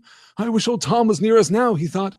Then, as he stood, darkness about him and a blackness of despair and anger in his heart, it seemed to him that he saw a light in his mind, almost unbearably bright at first as a sunray to the eyes of one long hidden in a windowless pit. Then the light became color, green, gold, silver, white. Far off, as in little pictures drawn by elven fingers, he saw the Lady Galadriel standing on the grass in Lorien, and gifts were in her hands. "And you, ring-bearer," he heard her say, remote but clear, "for you I have prepared this." The bubbling hiss drew nearer, and there was a creaking as of some great jointed thing that moved with slow purpose in the dark. A reek came on before it. "Master! Master!" cried Sam, and life and urgency came back into his voice. "The lady's gift! The star-glass! A light to you in dark places! She said it was to be the star-glass!" "The star-glass," muttered Frodo, as one answering out of sleep, hardly comprehending. "Why, yes! Why had I forgotten it? A light when all other lights go out, and now indeed light alone can help us." Slowly his hand went to his bosom, and slowly he held aloft the phial of Galadriel. For a moment it glimmered, faint as a rising star struggling in heavy earthward mists, and then as its power waxed, and hope grew in Frodo's mind, it began to burn and kindled to a silver flame, a minute heart of dazzling light, as though Eärendil had himself come down from the high sunset paths with the last Silmaril upon his brow. The darkness receded from it, until it seemed to shine in the center of a globe of airy crystal, and the hand that held it sparkled with white fire. Frodo gazed in wonder at this marvelous gift that he had so long carried, not guessing its full worth and potency. Seldom had he remembered it on the road until they came to Morgul Vale, and never had he used it for fear of its revealing light. "Aya Eärendil, Elenion, and Kalima!" he cried, and knew not what he had spoken, for it seemed that another voice spoke through his, clear, untroubled by the foul air of the pit. "But other potencies there are in Middle-earth, powers of night, and they are old and strong. And she that walked in the darkness had heard the elves cry that cry far back in the deeps of time, and she had not heeded it, and it did not daunt her now." Even as Frodo spoke, he felt a great malice bent upon him, and a deadly regard considering him. Not far down the tunnel between them and the opening where they had reeled and stumbled, he was aware of eyes growing visible, 2 great clusters of many-windowed eyes. The coming menace was unmasked at last. The radiance of the star-glass was broken and thrown back from their 1,000 facets, but behind the glitter a pale, deadly fire began steadily to glow within, a flame kindled in some deep pit of evil thought. Monstrous and abominable eyes they were, bestial and yet filled with purpose and with hideous delight, gloating over their prey trapped beyond all hope of escape. This is Terrifying. This is absolutely terrifying. The bubbling hiss drew nearer, and there was a creaking as of some great jointed thing that moved with slow purpose in the dark. As we've commented before, Tolkien has a great power with the horrific, with horrifying fiction. It's never better than this, for my money. It's never darker than this. It's never more distressing than this. This first encounter with Shelob is awful and absolutely traumatizing, quite frankly. If you are an arachnophobe because you read The Lord of the Rings when you were a young child, then you have my sympathy, and you are not alone. I guarantee that. As ever, we must pay close attention to the sequence of events here. We must pay close attention to what actually happens on the page in front of us and not be distracted by a gloss of these events that may lead us to incorrect conclusions or lead us to make a movie that kind of fundamentally understands what's happening at this point. Unlike the Peter Jackson film, Frodo here does not call out a spell that activates the phial. That is not what happens. The sequence of events is very important. So Sam realizes that it's a trap. He grabs his sword. He's reminded of the barrow. Hey, the barrow. Wasn't it cool when Tom Bombadil saved us that time? I wish that he could save us now. I wish old Tom were near us now, he thought. Then as he stood, darkness about him and a blackness of despair and anger in his heart, it seemed to him that he saw a light. A light that comes almost unbearably bright as a summary to the eyes of one long hidden in a windowless pit. Then the light became color, green, gold, silver, and white. From where does this light come? What is happening to Sam right now in this moment? This is clearly not a memory. It isn't framed as a memory. It isn't framed in the way that we frame memories typically in The Lord of the Rings. It also isn't framed in quite the same way as we usually frame dream sequences or visions or other kinds of disassociative things. This seems to be happening to Sam in the here and now. Far off, as in a little picture drawn by elven fingers, he saw the Lady Galadriel standing on the grass in Lorraine, and gifts were in her hands. And you, ring bearer, he heard her say, remote but clear, for you I have prepared this. Italicizing that dialogue there, not offsetting it in quotation marks. So we're getting the sense that it is a part of Sam's internal monologue, right? That he is hearing and sensing these things more than they are actually words being spoken aloud. Here he gets the memory of Galadriel. Is it? Okay. Here's the question. Is the memory of Galadriel spurred by the memory of Tom? Is Tom Bombadil's presence here in Cirith Ungol, here in Shelob's lair, somehow active within Sam and inspires him to remember this exchange with Galadriel? Or is there something else happening here? Because Sam himself is not, it would seem likely, having this thought. Then as he stood, darkness about him and a blackness of despair and anger in his heart. Sam is done. He's overcome with darkness at this point. But then the light shines upon him anyway. And he remembers, of course, the lady's gift, the Starglass, a light to you in dark places. She said it was to be the Starglass. And Frodo, too, has forgotten about it, despite the fact that he was holding it in his hand at the beginning of the last chapter when facing down the Witch King of Angmar and the host leaving behind Minas Morgul. So it's here, it's clasped on his heart. And also, parenthetically, when he was sleeping with his head in Sam's lap, you'll remember Sam's one hand is on his forehead and the other over his heart, over where the phial is beneath his clothing here. So he draws it out. For a moment it glimmered, faint as a rising star struggling in heavy earthward mists, and then as its power waxed and hope grew in Frodo's mind. As its power waxed, and at the same time, hope grew in Frodo's mind, it began to burn and kindled to a silver flame, a minute heart of dazzling light, as though Eärendil himself had come down from the high sunset paths with the last Silmaril upon his brow. The darkness receded from it until it seemed to shine in the center of a globe of airy crystal. This is one of my favorite pieces of imagery that Tolkien gives us in The Lord of the Rings. This globe of airy crystal, because the interaction of the light and dark here, even if we didn't know about Ungoliant, which of course no one at this time did, even if we didn't know about the weaving of Unlight, which of course at this time no one did, we still get a sense of the positive presence of darkness within the layer of Shelob, because we get to see the interaction of that darkness with light. The light doesn't just drive back the darkness. It enters into a war against the darkness. The darkness is a physical, tangible thing that is being pushed back by the light of the last Silmaril here. Frodo gazed in wonder at this marvelous gift he had so long carried, not guessing its full worth and potency. And then we get the account. Seldom had he remembered it on the road until they came to Morgul Vale, and never had he used it for fear of its revealing light. And then he calls out. he cries out in the midst of this thought. Never had he used it for fear of its revealing light, had he but known of its power, etc., etc. No, we cut that paragraph right there, right in the middle of the paragraph, right in the middle of the thought. We cut to, Aya Earendel Elenian and Kalima, he cried, and knew not what he had spoken, for it seemed that another voice spoke through his, clear, untroubled by the foul air of the pit. This comes through Frodo. This comes from somewhere else, which, hey, we've kind of had hints of before, right? Remember back on Weathertop as he's facing down the Nazgul? Elbereth Gilthoniel, he calls out. Is that Frodo doing that? Or is that coming from a deeper and truer and brighter place within him or beyond him? Is he the source of that exclamation, of that cry there? As we question, he's the source of this cry here, or is it coming through him from somewhere else? And then the narrative takes its turn.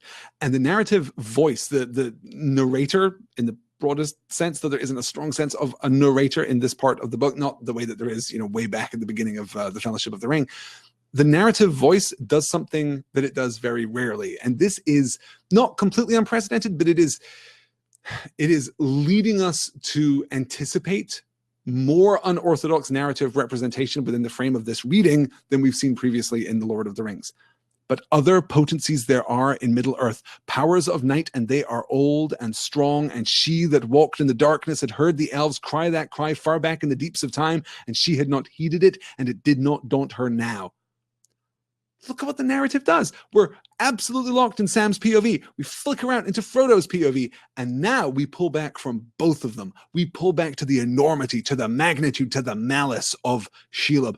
Other potencies there are in Middle-earth, powers of night, and they are old and strong. So this potency, this power of night that is old and strong, is warring with the power of light, which is also presumably old and strong. She that walked in the darkness had heard the elves cry that cry far back in the deeps of time. She had not heeded it, and it did not daunt her now. Even as Frodo spoke, he felt a great malice bent upon him and a deadly regard considering him. The radiance of the star glass was broken and thrown back from their thousand facets, the thousand facets of Shelob's eyes, which, parenthetically, people criticize Shelob for not being a spider, which is, in a sense, she is spider-like, right? Spiders do not have stingers and do not have compound eyes. Shelob is possessed of both of those things. She is not a spider in the technical sense, but she is arachnish. She is spider-esque. She is spider-like more than she is an actual literal spider. And you'll note, too, that Shelob isn't here driven back by the light. She's driven back by, other potencies there are in Middle-earth, powers of night, and they are old and strong. So, is Frodo calling out these elven words here? This, which translates, by the way, as "Hail to Earendel, brightest of stars." That's what he calls that. The Aya Earendel Elenian and Kalima. That's "Hail to Elendil, brightest of stars." That's the literal Sindarin translation there. Is she daunted by this? No, she is not daunted by this. The narrator tells us specifically that she is not daunted by this.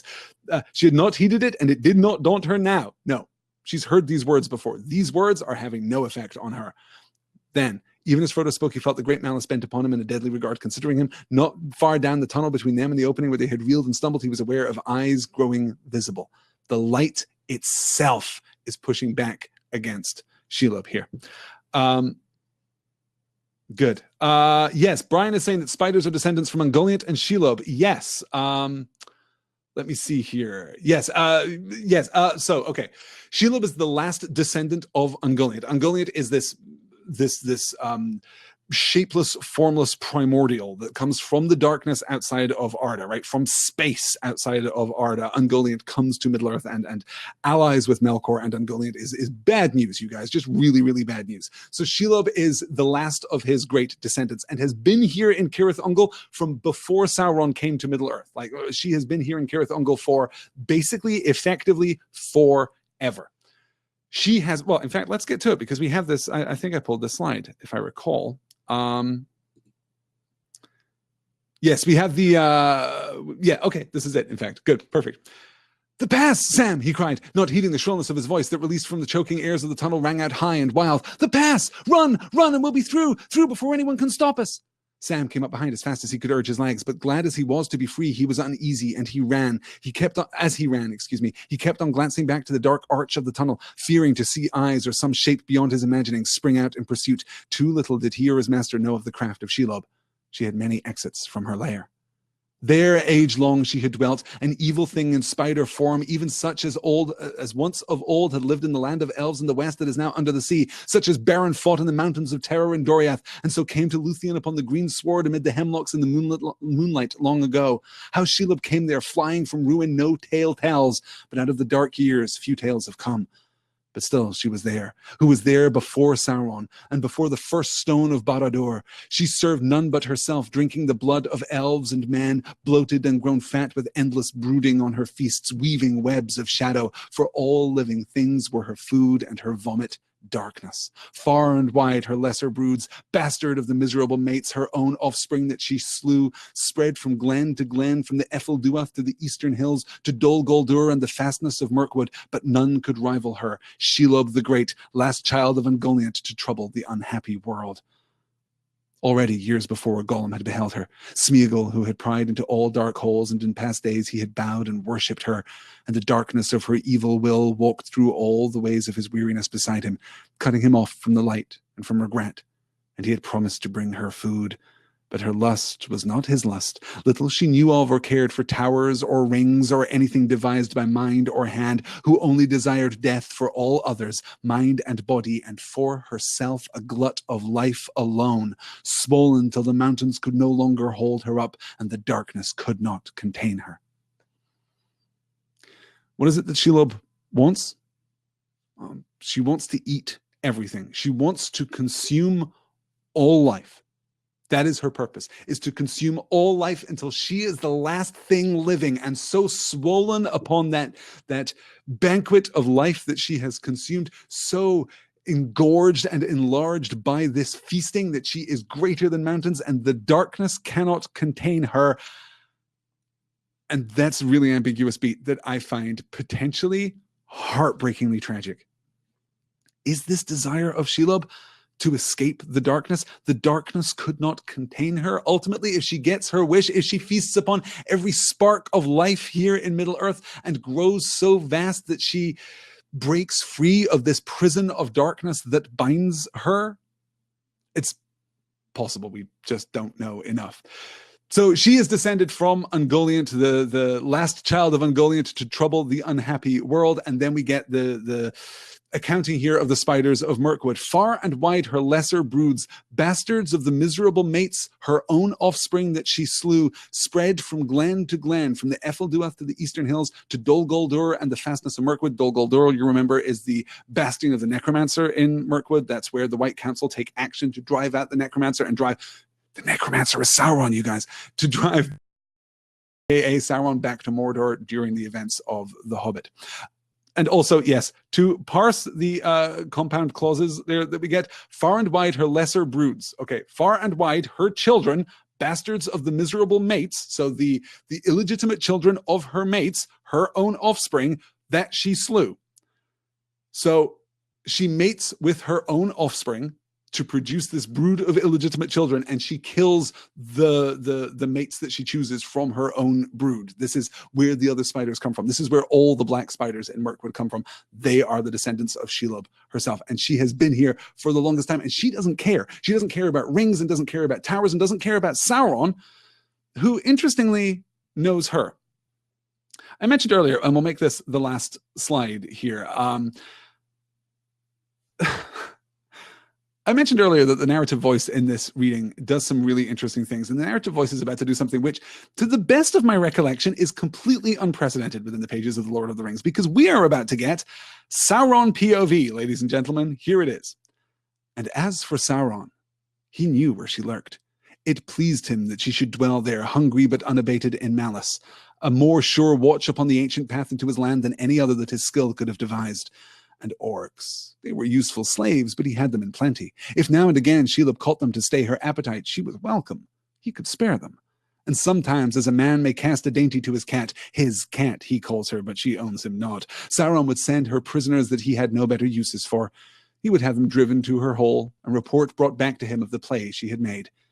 So they both lived, delighting in their own devices, and feared no assault, nor wrath, nor any end of their wickedness. Never yet had any fly escaped from Shelob's webs, and the greater now was her rage and hunger.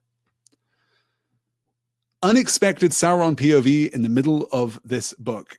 I'd never really noticed this before or given it any great weight of consideration, I suppose, but this is startling. I can think of other moments when characters, when Gandalf or Elrond or Galadriel or Saruman speculate about the mental state of Sauron and what it is that he wants or how it is that he feels, but I can't remember immediately another time that the narrator does it. There may be one. I haven't conducted an exhaustive search. This literally only jumped out at me today as I was reading it, but good Lord, this is so weird.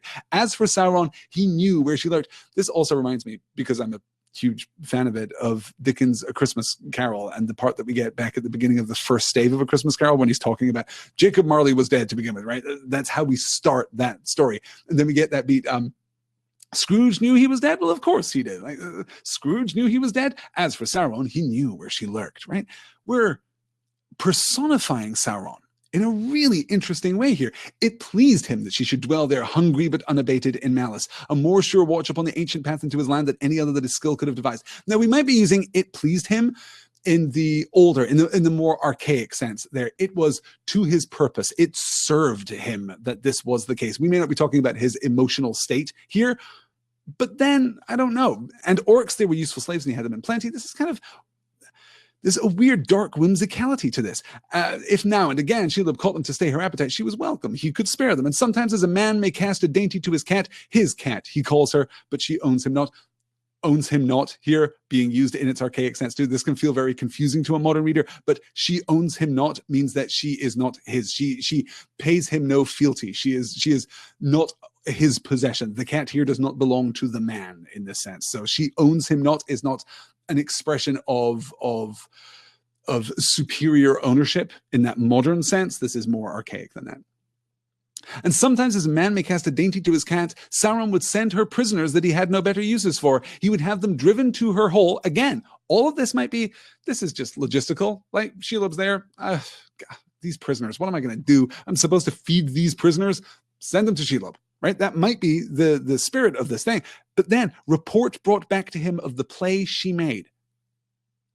This is personal. This is emotionally connected, I suppose. He is at the very least displaying a kind of malicious curiosity here. This I find completely fascinating. As I say, I can't think of another moment when we get an insight into Sauron's personality, a narrative insight into his personality, right? Again, accounts given to us by other characters who can speculate or who know perfectly well what Sauron is actually like. That's fair game. But the narrator breaking to give us this is something else entirely. Yes, good. Okay, we have only two more slides to go, but I'm already over time, and I think maybe now is a good time to transition out to questions. So let me take a look here at the questions box. I can cancel this slide and we'll pick up with the last two slides of this chapter next time. Let's take a look at some questions. Let me see. Which author, asks Emily Rose, saw Gollum caress Frodo's knee? Not Frodo or Sam, so which author of the Red Book put this in, and what were their motives? This is a great question. This is an absolutely great question. How are we aware of this moment if Frodo and Sam, the only people to contribute to the Red Book of Westmarch, who could even potentially have witnessed this event, what are we to make of this moment? Well, the writing of the Red Book of Westmarch is still the writing of a story, and it is possible that, okay, if I had to, I'm going to talk a little about, in airy terms, about it is possible that some later narrator came along and contributed this little detail, who saw the narrative potential, who kind of crafted the story, even if it's less historically true. Hey, you know who wrote that passage? Frodo. Frodo wrote that passage. I am convinced of it. This is Frodo accounting for the hope of redemption that he saw within Gollum, and ultimately later in his life, his own hope of redemption. Not redemption from corruption in the way that Gollum was corrupted, but Frodo is falling under the same influence, not just through the possession of the ring, not just because he's a ring bearer, but because he has been stabbed by the Morgul blade too, right? He is under the shadow in exactly the same way as Gollum is, or not to the same extent, but in a similar way to Gollum here. And we've seen him try to find that hope for redemption for Gollum, right? We've seen him display pity. We've seen him engaged in this kind of reciprocity. And it's a difficult reciprocity because now the burden of the ring is growing on Frodo and the will to use the ring is growing within Frodo. But I take this to be an addition of Frodo. Is it true? Did it really happen? Maybe. Possibly. I mean, it's narratively true. It's true within the frame of the story. So yes. But if we're thinking about the Lord of the Rings as a document, yeah, my money is that it comes from Frodo there. And Heather's asking an interesting question as an addendum to that. Also related to this, how does the author of the Red Book learn of Sam's mistaken interpretation of Gollum's intent and thus convey the significant moment when Gollum could have been redeemed? My reading of that would also be Frodo with an awareness of eucatastrophe. More on that right at the end of the book. That's really great questions. Thank you guys so much. That's awesome. Let me see here. Interesting. Chris is saying in the chat too, Sam could be looking back. He was remorseful. Huh. Yeah, that's an interesting interpretation, right? We would have to assume that Frodo wrote. I can't see Sam writing the version of Gollum that we see in that passage. I can't see Sam just conjuring this redeemable Gollum, this redeemable Smeagol out of thin air. I can't see, he doesn't need to write that the way that Frodo needs to write that. I can absolutely see, because for those of you who aren't perhaps aware of the fictional history of the book belonged to Bilbo, was passed to Frodo, and then was ultimately passed to Sam. And Sam's additions are apparently not that frequent. We'll talk more about the history of this book when we get into the appendices at the end of The Lord of the Rings, but I could see that being an addition by Sam, right? That's an honest addition from Sam. I generally believe that Sam is more responsible for those moments that make Sam appear less than heroic than those moments which make Sam appear super heroic. Those moments which make Sam appear super heroic, I generally credit to Frodo. But yes, yeah, good. Okay. A question from Nikki. When the Nazgul feel the presence of the ring, such as in this reading, but Frodo does not put the ring on, don't they still know the ring is near? Even if the ring is not physically donned, shouldn't they know the ring is still nearer than, quote, normal? Well, what is the dormant power of the ring? Okay, let me rephrase that question. Is there a dormant power to the ring? Or is the power of the ring in its wielding, in its wearing, right? After the disaster at the Gladden Fields, after the Battle of the Gladden Fields, when Isildur is slain, right, in the early days of the Third Age, when Isildur is slain by the orc ambush and he leaps into the River Anduin and is basically used as target practice by the orcs, and the ring is lost, it lays there for 2,000 years. Couldn't the Nazgul have found it? If they could just sense the ring, couldn't any force that can sense the ring just have found it? Couldn't they have just like geolocated it, gone out with their little metal detectors and their, scuba gear and found it at the bottom of the river? I'm going to say no. I'm going to say that the ring in its dormant state has almost no presence. It has almost no influence. It makes no sound. It isn't visible to the Nazgul or to any other force. I think that is why simultaneously the ring is so dangerous to wear and so keen on being worn. That is why the ring wants to be worn, is because it's when it is worn, when its power is made manifest, that is when it is visible. That is when it is revealed. The ring in its dormant state seems to be pretty invisible, I think. Ironically, perhaps. Yeah, that's certainly my reading. But we are going to talk, I should say, next week, we're going to wrap up our discussion of Shelob's Lair. And then, in fact, let me skip ahead here. I do have one more slide to show you, I suppose.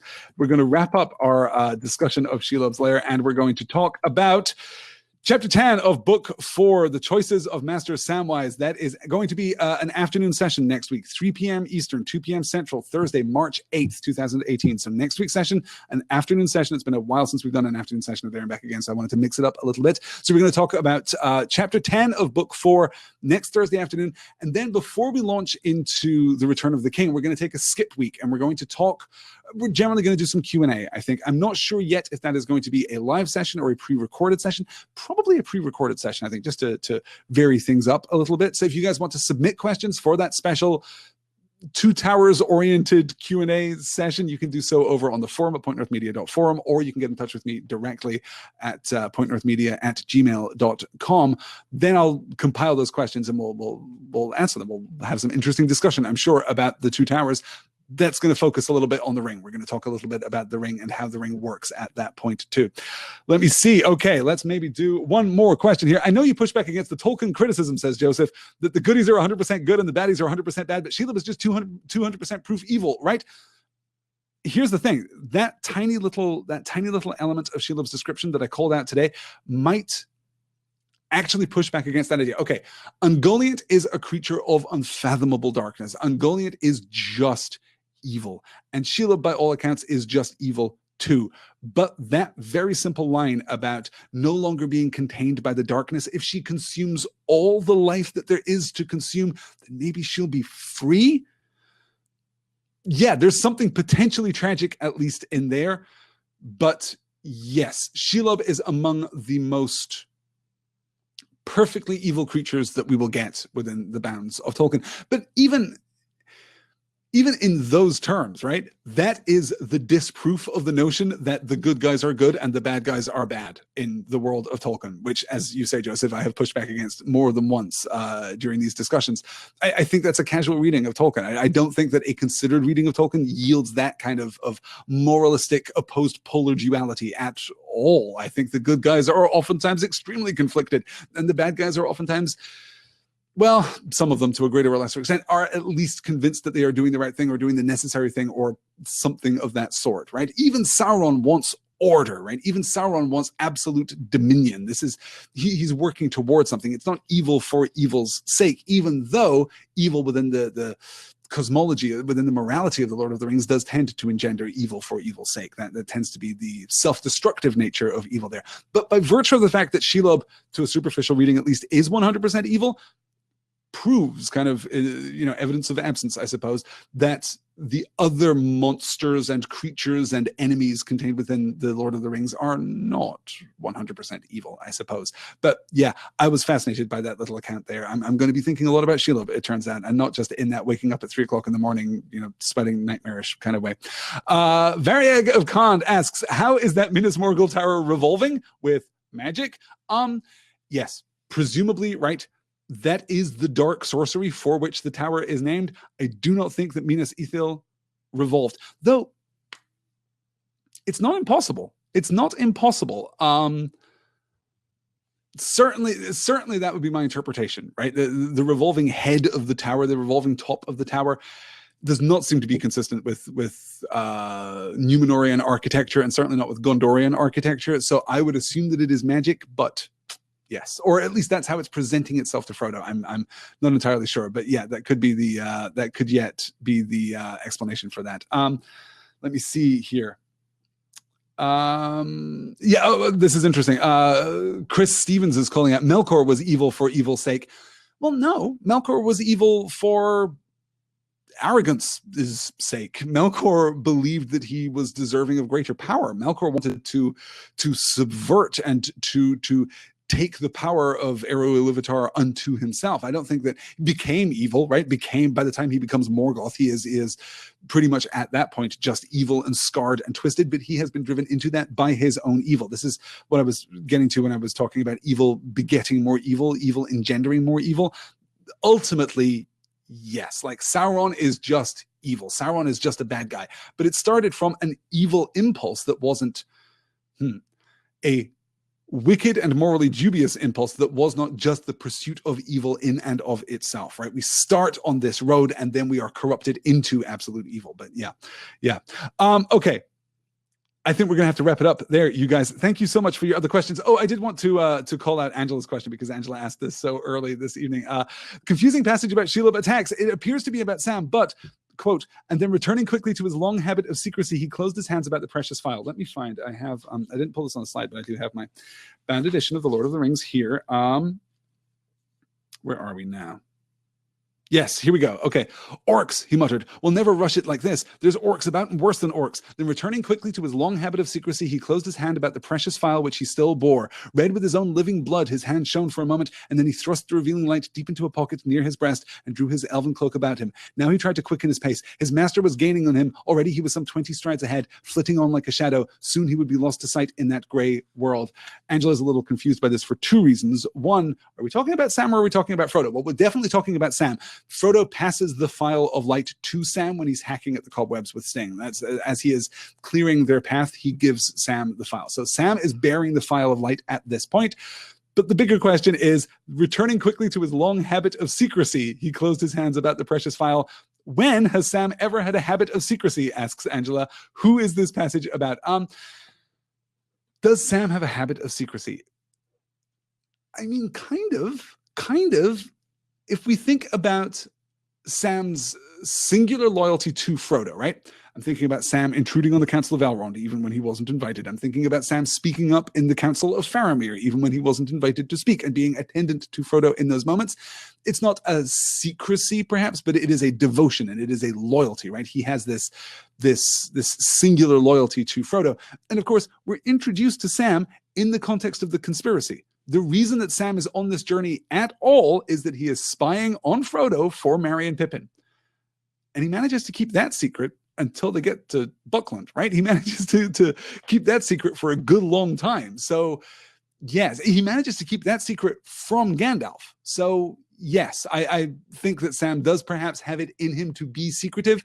But yeah, long habit of secrecy, probably overstating it just a little bit. You guys, that is going to do it for this week's show. Thank you so much. This has been an absolute blast and an absolute pleasure. I know there are questions that I haven't yet been able to answer. You can either send those to me via email for the Q&A session that we'll get to in a couple of weeks, or bring them up on the forum where we can discuss them all together. We can have second breakfast and sit around the fire and blow smoke rings and talk about Tolkien for just a little bit. That sounds like a good way of passing a morning, doesn't it?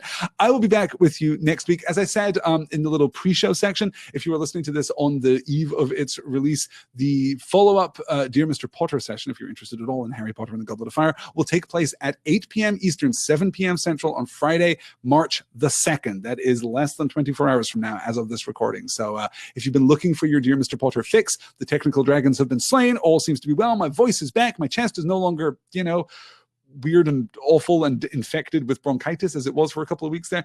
I am back. We are going to continue talking about Tolkien for a good long time. Thank you for your company this evening. Have a great night. I will talk to you all again very soon. Until then, fly, you fools!